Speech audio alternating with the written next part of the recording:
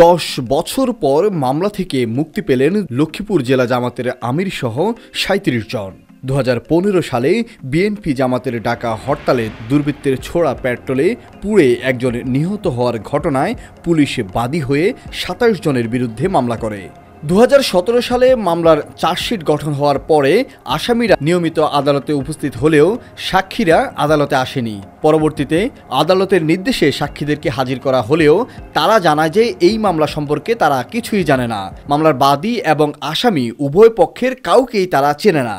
এমন পরিস্থিতিতে আজ বৃহস্পতিবার মামলাটিতে থাকা ৩৭ জন আসামিকে খালাস দিয়েছে লক্ষ্মীপুর জেলা ও দায়রা জজ আদালতের বিজ্ঞ বিচারক। আর এই রায় পেয়ে সন্তোষ প্রকাশ করে আসামি পক্ষের আইনজীবী। মিটুন মহাজন নামে একজন সাব ইন্সপেক্টর বাদী হয়ে মামলাটা সাবমিট করেছে। 24 জনের নাম উল্লেখ করে মামলা সাবমিট করেছে। পরবর্তীতে তদন্ত প্রতিবেদন দাখিল করেছে তারা ৩৭ জন আসামিকে দিয়ে। তো দীর্ঘদিন যাবৎ মামলা চার্জ গঠন হয়েছে 9/8/2017 তারিখে। তো দীর্ঘদিন আসামি উপস্থিত থাকার পরেও সাক্ষীরা আসে নাই। এমনও হয়েছে আমরা দেখেছি যে সাক্ষীরা বিজ্ঞ আদালত কর্তৃক NBWW যাওয়ার পরে সাক্ষীদের প্রতি গ্রেপ্তারি পরোয়ানা দেওয়ার পরে পুলিশ ধরে আনছে।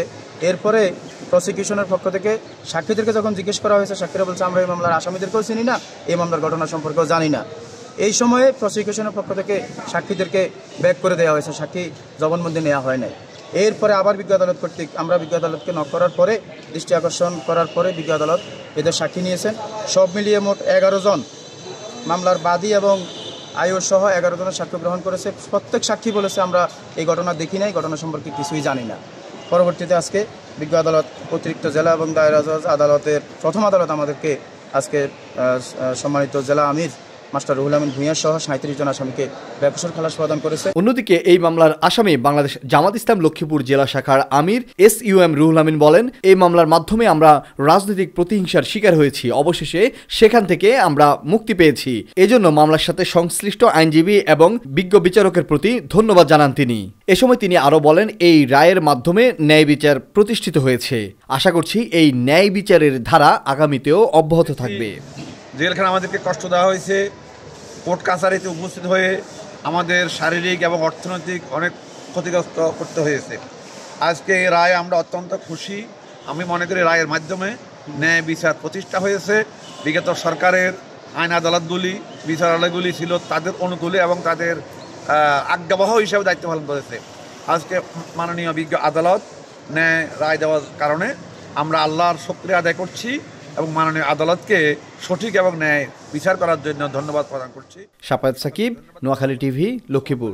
লক্ষ্মীপুর আইডিয়াল আলিম মাদ্রাসা জাগতিক ও নৈতিক ইসলামী শিক্ষার সমন্বয়ে আপনার সন্তানকে সৎ, যোগ্য, আলেম দ্বীন ও দেশপ্রেমিক সুনাগরিক হিসেবে গড়ে তোলার অঙ্গীকার নিয়ে লক্ষ্মীপুর আইডিয়াল আলিম মাদ্রাসা আছে আপনার পাশে।